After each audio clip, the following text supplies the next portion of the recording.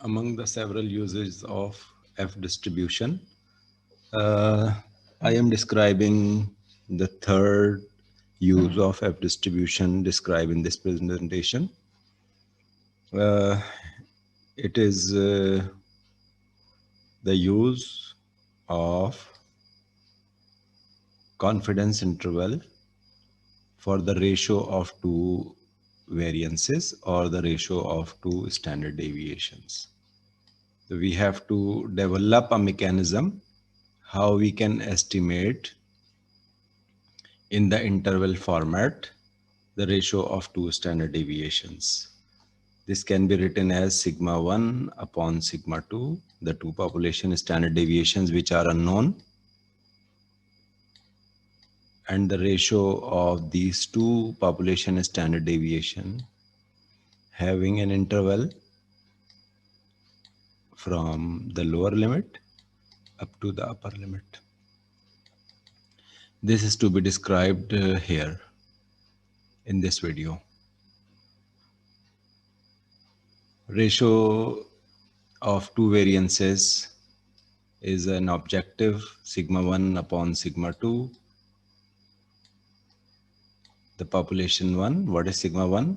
Sigma 1 is the standard deviation from population number 1, and S1 is the standard deviation from a random sample selected from this population, and the size of sample is N1 and the size of population is N1. So capital N1 is the size of population, small n1 is the size of sample selected from this population randomly.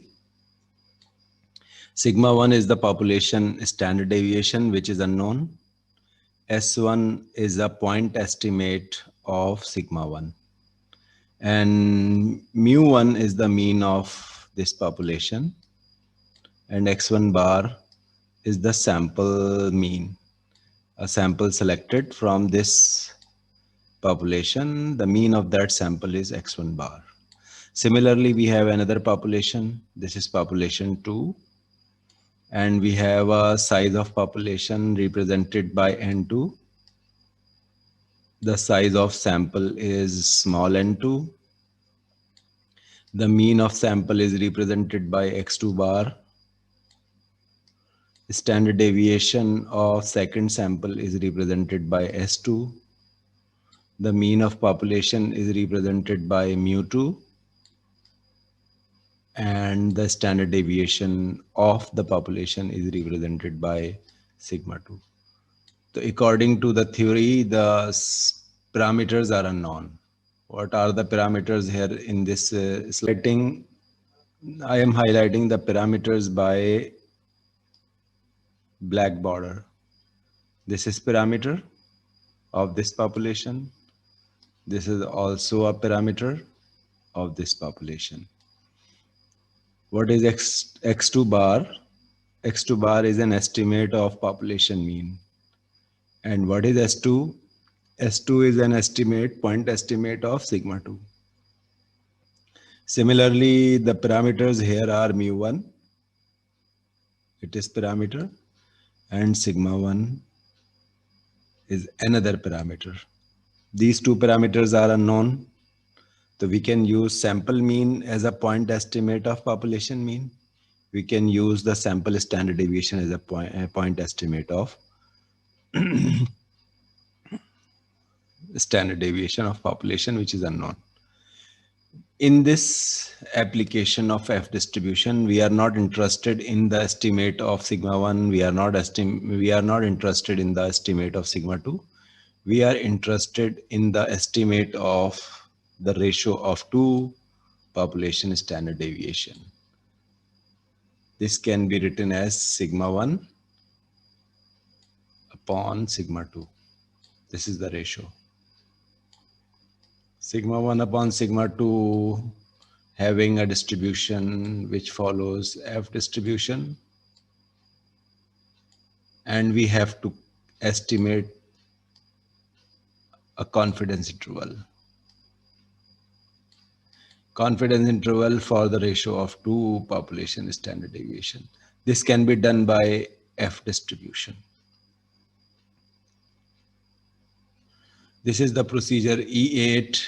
In this procedure, we have to estimate sigma 1 upon sigma 2. The objective of this procedure is what? We have to obtain an estimate of the ratio of two population standard deviation. This is assumed to be a Venn parameter. That confidence interval, the lower limit of this interval can be obtained by F distribution. This is the lower limit L1, or I am representing it by L. So this the value of L can be determined by this formula, which is the lower limit of the confidence interval, and the upper limit of the confidence interval can be represented by U. Upper limit by U, lower limit by L. So you can find these two numbers. How we can find these two numbers is quite simple. The sample standard deviation 1, sample standard deviation 2, the ratio of these two, multiply by the 1 upon F alpha by 2 in the square root. This can be obtained, this 1 minus alpha by 2 can be obtained by the reciprocal property, because F distribution does not have the value of 0.95, 0.975 or the bigger number. So that is a reciprocal property that can be used for estimation of this. For this procedure, we have three important assumptions. The sample must be selected randomly. If your samples are not random, we cannot apply this procedure. The two populations are independent. This is another population which is completely independent to this population. So both populations are independent. There is no connection, there is no association, there is no dependence among these two populations. So this is not the case of paired sample. This is not the case of dependent sample.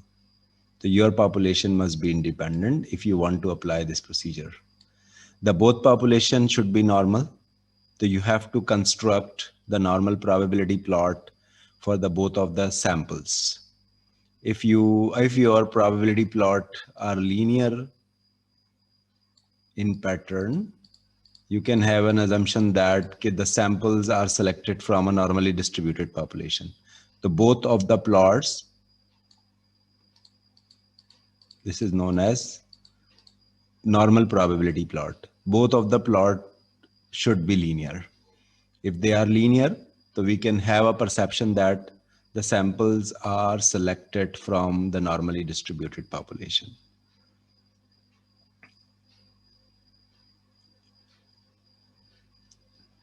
In this problem, the professor taught the class by a newly discovered teaching method. So we have the two methods. One is the traditional method of teaching calculus or algebra, and another class is taught by a new teaching method. So we have to compare the two populations. The population one, the class of students which taught by the traditional procedure or the traditional method of teaching algebra, and another population is comprised of the student taught by the new technique. So these are the two populations. From these two populations, the two samples are selected, and we are interested in the ratio of the two population standard deviations. Final exam score of the 40 possible of the two groups are shown in the following table. These are the 40 students, and this is the experimental class, this is the control class. So algebra exam score, you have to find out a 90% confidence interval. Means your alpha is 0.1 and alpha by 2 is 0.05. This is the value of alpha by 2. And what is to be estimated? The ratio of two standard deviations. This is required. The ratio of two population standard deviation. This is the requirement, or this is the problem. Sigma 1 upon sigma 2, an estimate of these two is to be find out. This can be done by F test or the F distribution. So we first have to check the assumptions. These students are randomly enrolled in the class. If these students are not randomly enrolled in the class, we cannot apply the procedure. So these are the random samples. The two classes are operated and taught independently. There is no linkages in exam. There are no linkages among the students. So these are the two independent samples. The third assumption can be tested by the help of normal probability plot. We have to construct the probability plot for the control group and for the experimental group. We assume that the population are normally distributed. So the last thing is what? We have to find out the lower limit of the confidence interval and the upper limit of the confidence interval. Lower limit can be obtained by this formula. The two sample standard deviations are required and F value from the F table. Only these three numbers are needed that can be calculated from the given samples. The lower limit and the upper limit of the interval is to be calculated. We will take this data set from the book and will paste into the Excel. From the Excel, we will transfer this data set to the SPSS.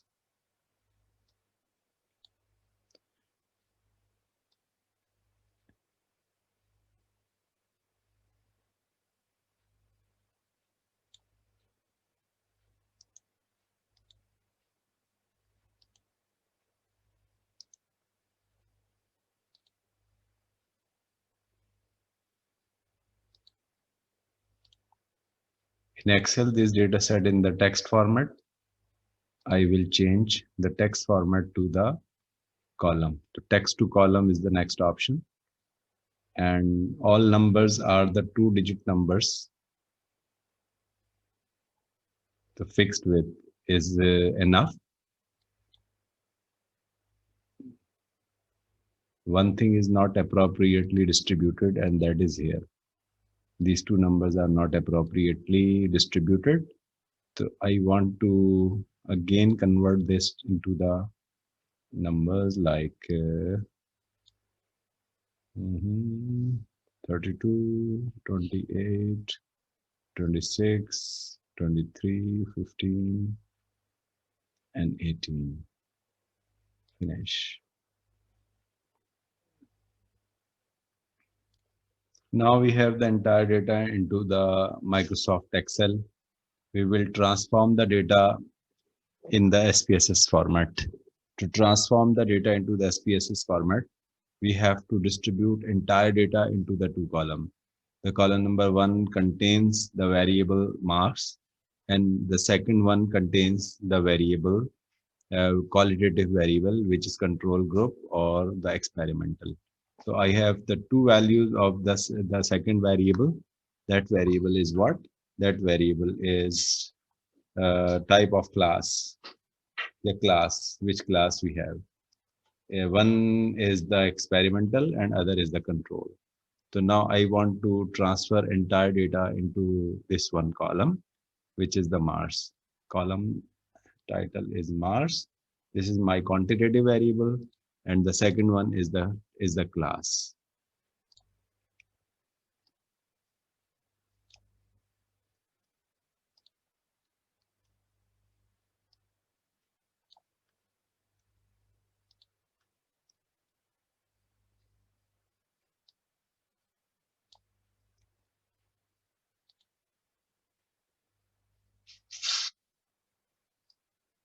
The last column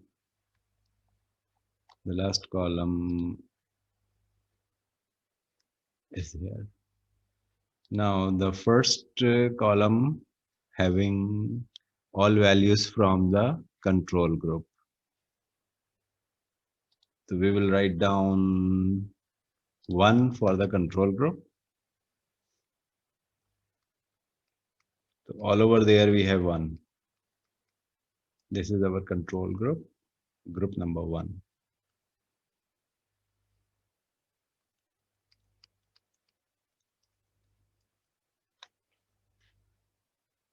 This can also be done by the copy procedure.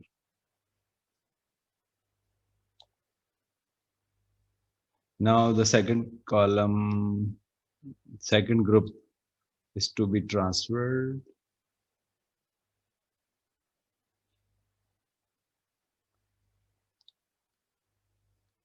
Second group, first column.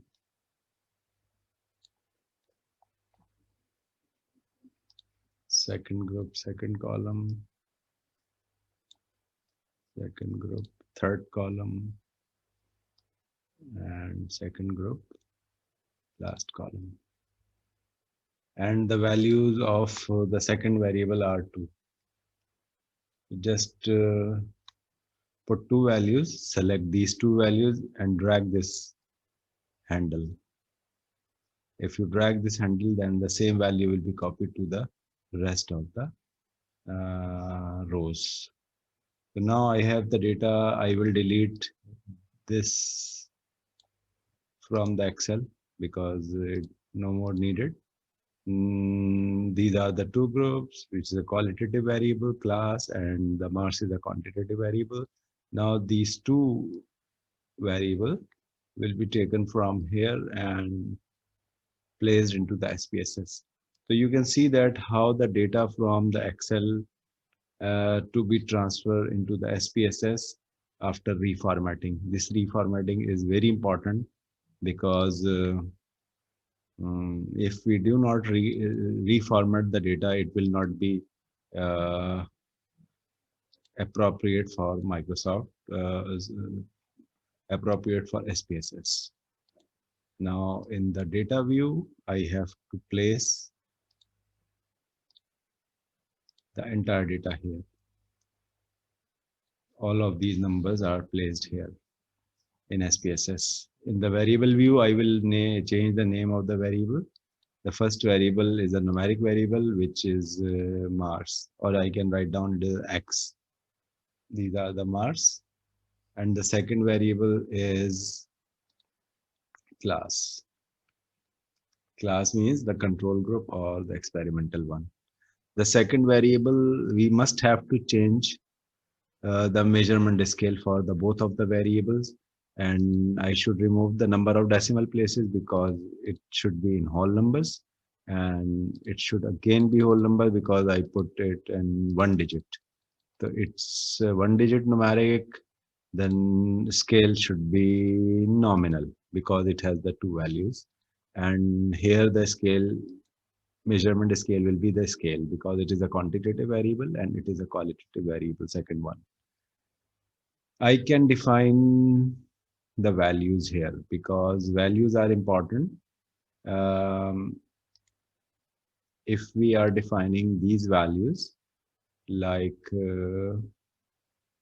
values, so we have the 2 values, one for control and 2 for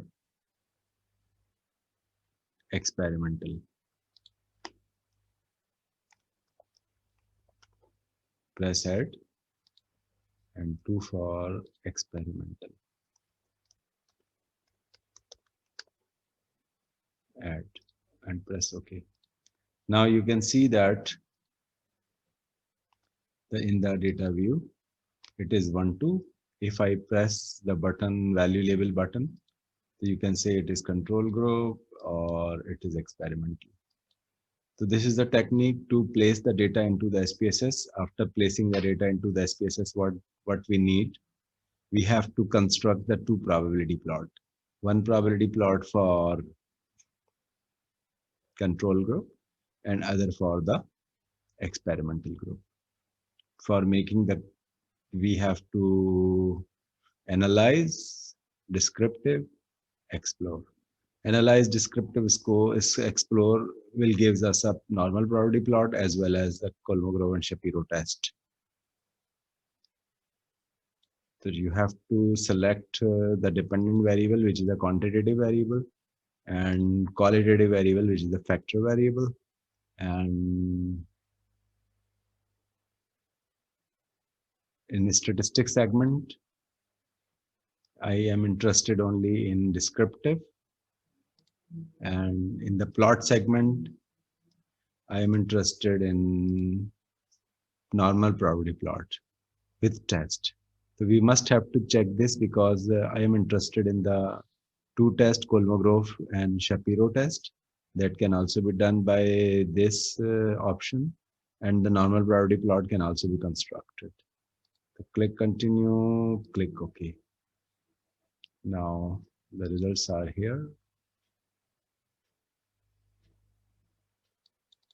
You can see the results in the control group. 100%, 41 observations are in the control group and 20 observations in the experimental group. None of the observation is missing. All numbers are there. So we have a complete data set. The two confidence interval are given here. As I told you, the two confidence interval are what? The two confidence interval are basically, this is the confidence interval for sigma 1. This is 119.95 up to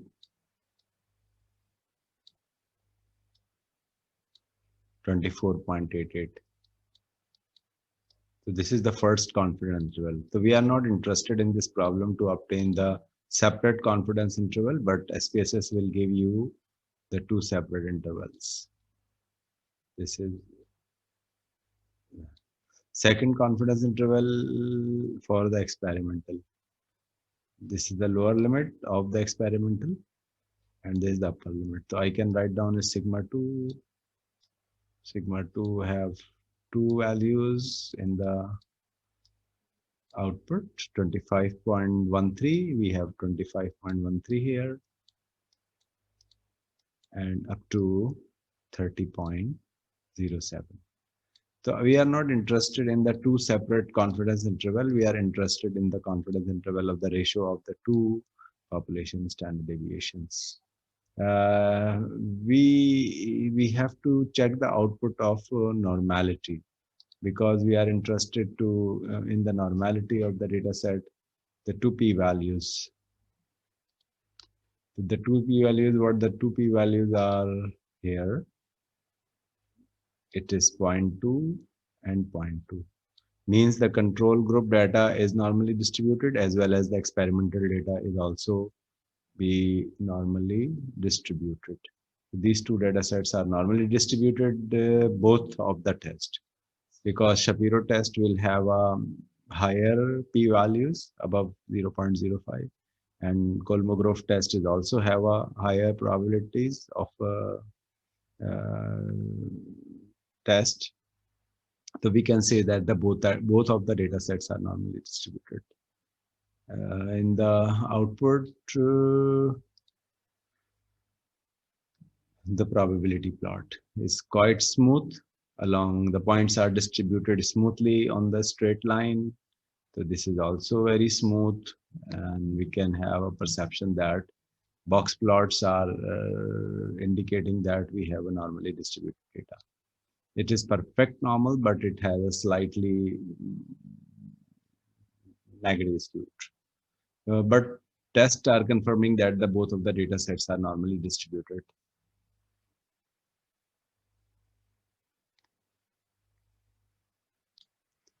The two values of the confidence interval can be calculated by lower limit of the confidence interval, S1 upon S2 times 1 upon the value of F table. And then the right value can be computed by S1 upon S2 times 1 upon 1 minus alpha by 2 in the square root. As the value of S1 is the standard deviation, we have the value of standard deviation here in the SPSS output. And the value of the second standard deviation is 5 point something. So how this will be calculated? This can be calculated by 7.813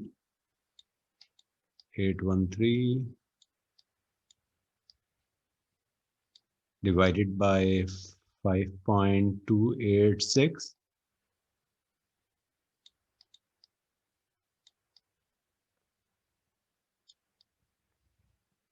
and multiply by the 1 upon the value of f alpha by 2 in the square root. The square root and the value of f alpha by 2. The value of alpha, I think it was 5% in the question. Yes, the value of alpha was 0.1, or 0.1 divided by 2 is 0.05. The value of alpha by 2 is 0.05.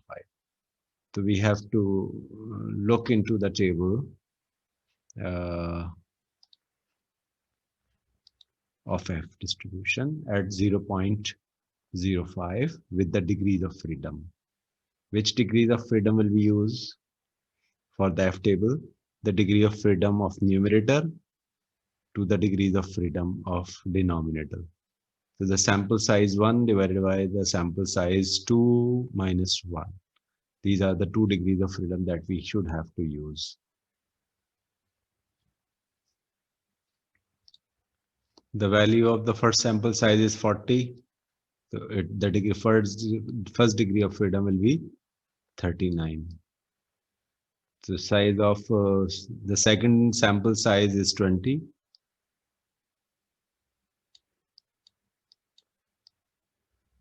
The second degree of freedom is 19.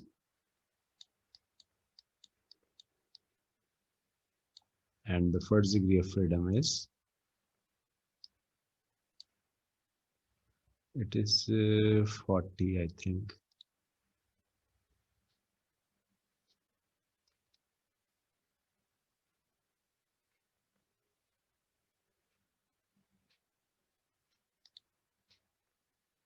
(41) and 20.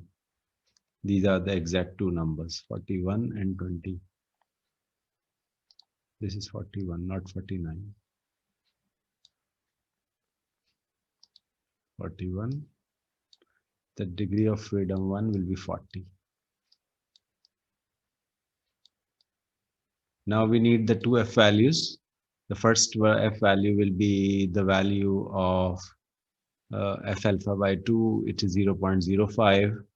The value of F is how the value of S is computed, or taken from the F 0.05, because the value of alpha by 2 is 0.05. And the 2 degrees of freedoms. First degree of freedom is 40. And the second degree of freedom is 19. This is dfn, this is dfd, degree of freedom of numerator, degree of freedom of denominator. dfn is 40, so 40 is here, and dfd is 19. So this is the second degree of freedom, dfn or dfd. This is dfd. And the value of alpha by 2 is 0.05. So my number, which I have to plug in over there, is 2.03. So 2.03 is the left value of F statistics.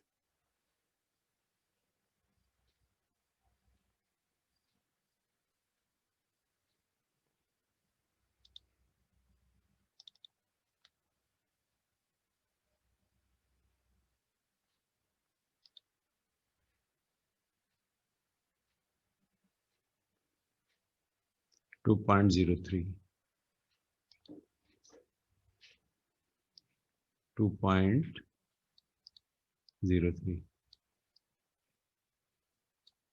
Now we have to use the reciprocal property for obtaining the value of f1 minus alpha by 2. So f1 minus alpha by 2, this can be written as f 0.095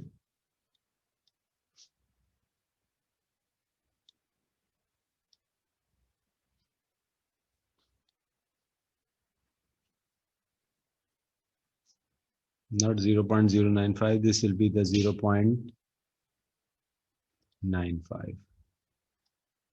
This will be 0.95.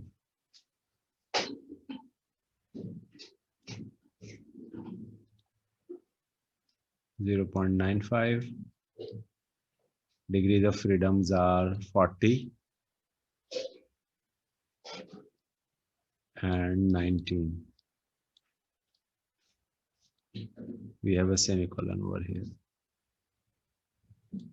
This is equal to, according to the reciprocal property, 1 upon f, 0.05 degrees of freedom, 19, 40. 1940, we have to reverse the degrees of freedom. DFN becomes the DFD and DFD becomes the DFN. DFN is 19, but the 19 exact value 19 is not here. So we have to use an approximate value, which is 20. So DFN is 19, but we are looking at the value of 20. And the DFD is 40. So DFD 40, we have 30, and then we have 60 at 0.05. 30, if you are taking 30, then this number will be taken, 1.93. If you are taking 60, you can take the number 1.75. So any number you can use. 1.93, I'm using 1.93 because the most nearest one, it is 1.93. 1 upon 1.93, it is 0.518.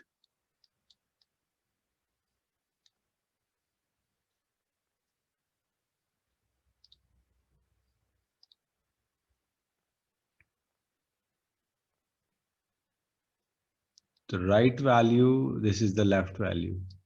This is the value L.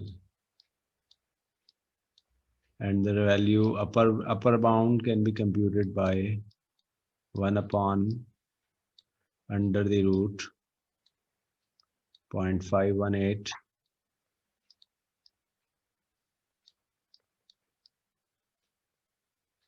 multiply by the same number. Same number is what? 7.813 S1 upon S2. So now you have to calculate these two numbers. That is the interval estimate for this problem. We can directly do this interval into the SPSS without calculating manually. So these two numbers can be obtained by going to the analyze, compare means, and these procedures can be implemented directly instead of calculating them manually. This is equal to 1.04.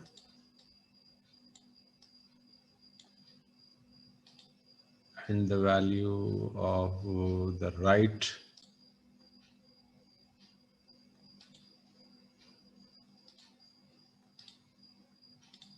it is equal to 2.01.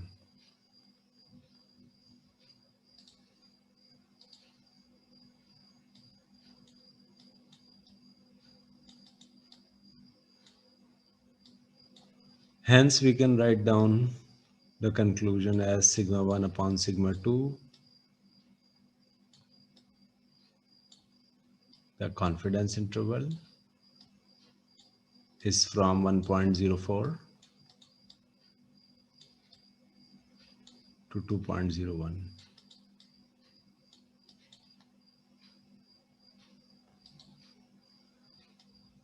This is the final estimate of the confidence interval. Thank you for watching this video.